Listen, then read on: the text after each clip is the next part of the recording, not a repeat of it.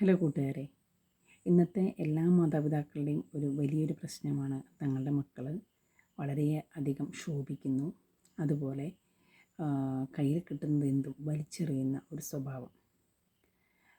ഇന്ന് ഞാൻ പുറത്തു പോയ സമയത്ത് നല്ല മഴയായതിനാൽ ഒരു വീടിൻ്റെ സൈഡിലേക്ക് ഞാൻ ഒതുങ്ങി നിന്നു.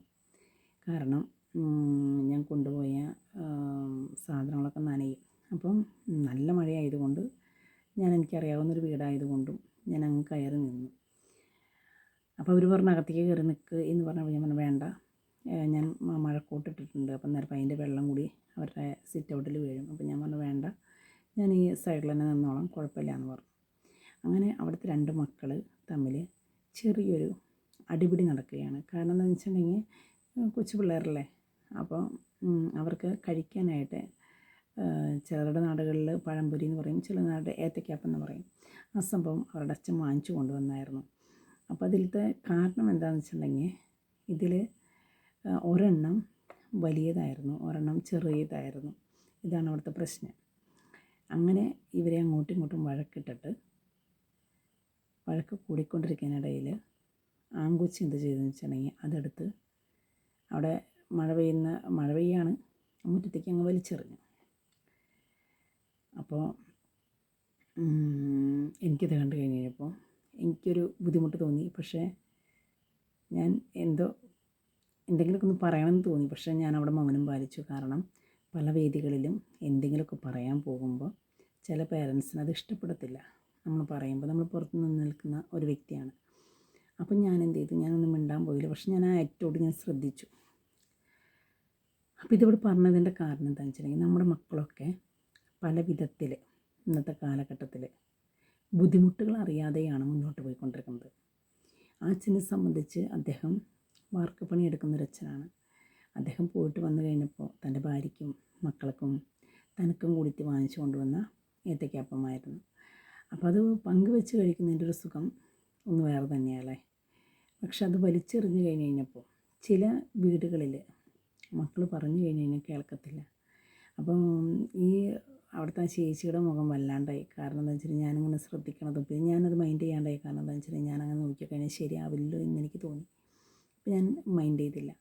പക്ഷേ എനിക്ക് എന്നെ കേട്ടുകൊണ്ടിരിക്കുന്നവരോട് പറയാനുള്ളത്, നിങ്ങൾക്ക് മക്കളുണ്ടെങ്കിൽ ആ മക്കൾക്ക് ബുദ്ധിമുട്ടുകൾ മനസ്സിലാക്കി അവരോട് പറഞ്ഞു കൊടുക്കണം. കാരണം ഒരു ദിവസം നമ്മൾ പോയി വരുമ്പോൾ, ഇപ്പോൾ ഞാൻ പുറത്ത് പോയിട്ട് വരുമ്പോൾ എനിക്ക് എൻ്റെ ജീവിതത്തിലുണ്ടായ പ്രശ്നങ്ങളൊക്കെ എൻ്റെ ഭർത്താവ് എൻ്റെ മക്കൾ അറിഞ്ഞിരിക്കണം എന്നുള്ളത് എനിക്കത് ഓരോരുത്തർക്കും ഓരോ ശൈലിയാണ്. എൻ്റെ ശൈലി അതാണ്.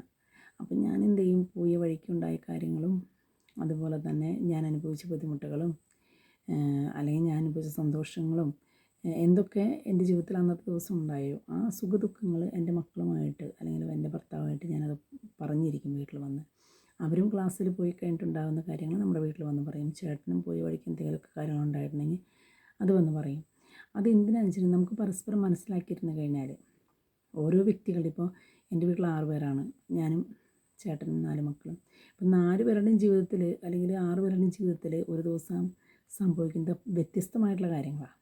അത് ചർച്ച ചെയ്യുമ്പോഴും അല്ലെങ്കിൽ അതുമായിട്ട് ബന്ധപ്പെട്ടുള്ള കാര്യങ്ങളൊക്കെ സംസാരിക്കുമ്പോൾ നമ്മുടെ ജീവിതത്തിൽ ഒരുപാട് മാറ്റങ്ങൾ അല്ലെങ്കിൽ നമ്മുടെ മക്കളുടെ ജീവിതത്തിൽ ഒരുപാട് മാറ്റങ്ങൾ വരുത്താനായിട്ട് സാധിക്കും. ഇല്ലായ്മയും വല്ലായ്മയും ഒക്കെ മക്കളെ പറഞ്ഞ് പഠിപ്പിക്കുക. കാരണം അച്ഛൻ അവിടെ നിന്ന് പെട്ടെന്ന് തന്നെ വന്നു കേട്ടോ. അദ്ദേഹം ആ ഏത്തയ്ക്കാപ്പം പോയിട്ട് എടുത്ത് തിരിച്ചു കൊണ്ടുവന്നു. പുള്ളി ആ മണ്ണിൽ വീണ ഏത്തയ്ക്കാപ്പം പൊടി തട്ടിയിട്ട് എടുത്തിട്ട് വരണുണ്ടപ്പോൾ എനിക്കങ്ങ് സങ്കടമായിപ്പോയി. കാരണം എന്താണെന്ന് വെച്ചിട്ടുണ്ടെങ്കിൽ അദ്ദേഹം വിയർപ്പൊഴുക്കിയിട്ട് വന്നതിൻ്റെ ആ ഒരു അധ്വാനത്തിൻ്റെ ഫലം ആണ് വലിച്ചെറിയപ്പെട്ടത്. അദ്ദേഹം ഞാൻ നിൽക്കുന്നത് കൊണ്ടായിരിക്കും അവനോടൊന്നും പറഞ്ഞില്ല, അതും കൊണ്ട് അകത്തേക്ക് പോവുകയാണ് ചെയ്തത്. അപ്പോൾ എന്നെ കേട്ടുകൊണ്ടിരിക്കുന്ന ഏതെങ്കിലും മക്കളൊക്കെ ഉണ്ടെങ്കിൽ, നമ്മൾ കുട്ടികളായിരിക്കുമ്പോൾ വാശിയും ദേഷ്യമൊക്കെ ഉണ്ടാകും, ശരി തന്നെയാണ്. പക്ഷേ തെറ്റ് കണ്ടു കഴിഞ്ഞാൽ അത് തെറ്റാണെന്ന് ഒന്ന് പറഞ്ഞു കൊടുക്കണം മാനസികാവസ്ഥ. അല്ലെങ്കിൽ അത് കാണിക്കരുത്, ഞങ്ങൾ കുട്ടികളാണ് എന്നുള്ള ആ ഒരു ചിന്താഗതി മക്കൾക്കും വേണം. തെറ്റാണെന്നുള്ളത് എവിടെയായാലും ആരുടെ മുൻപിൽ വെച്ചിട്ടാണെങ്കിലും അത് പറയാനുള്ളൊരു സാവകാശം അല്ലെങ്കിൽ അത് പറഞ്ഞ് മനസ്സിലാക്കാനുള്ള ഒരു ഉത്തരവാദിത്വം മാതാപിതാക്കൾ എടുക്കണം. അത് അദ്ദേഹം പറയാതിരുന്നത് ഞാനവിടെ നിൽക്കുന്നത് കൊണ്ടാണ്. പുറത്ത് നിൽക്കുന്ന ഒരു വ്യക്തിയുടെ മുൻപിൽ വെച്ച് തൻ്റെ മക്കളെ അപഹാസ്യപ്പെടുത്താനായിട്ട് അദ്ദേഹം തയ്യാറായില്ല. അമ്മ ഇങ്ങനെ നോക്കിയെങ്കിലും അമ്മയ്ക്കൊന്നും പറയാൻ പറ്റാത്തൊരവസ്ഥയായി. കാരണം ഞാൻ എന്തെങ്കിലും പറഞ്ഞ് പ്രതികരിച്ചായിരുന്നെങ്കിൽ ചിലപ്പോൾ അവർ മറുപടി പറഞ്ഞേനെ, അല്ലെങ്കിൽ ആ കുഞ്ഞിനെ ശകാരിച്ചേനെ. പക്ഷെ ഞാനൊന്നും മിണ്ടാൻ പോയില്ല. കാരണം എന്താണെന്ന് വെച്ചിട്ടുണ്ടെങ്കിൽ ഇന്നത്തെ കാലത്ത് ആരോടൊന്നും പറയാൻ പറ്റില്ല. കാരണം അപ്പം നമ്മളെ ന്യായീകരിക്കാനും അല്ലെങ്കിൽ നമ്മൾ എത്ര നല്ല കാര്യങ്ങൾ ചെയ്താലും നമ്മൾ വിമർശിക്കുന്നവരുണ്ടാകും. ഞാനിപ്പം എന്താ പറയുക, ഒരു ഉപദേശം കൊടുത്തു കഴിഞ്ഞ് കഴിഞ്ഞാൽ അതിനെ നിരാകരിക്കുന്നവരും ഉണ്ടാകാം. ആയതിനാലിപ്പം ഞാൻ പ്രതികരിക്കാറില്ല. കാരണം എന്താണെന്ന് വെച്ചിട്ടുണ്ടെങ്കിൽ കാലം അതാണ്. ഓരോരുത്തരുടെയും അനുഭവങ്ങളിലൂടെ എല്ലാവരും പഠിക്കട്ടെ എന്നതാണ് ഇപ്പോഴത്തെ എൻ്റെ ആശയം.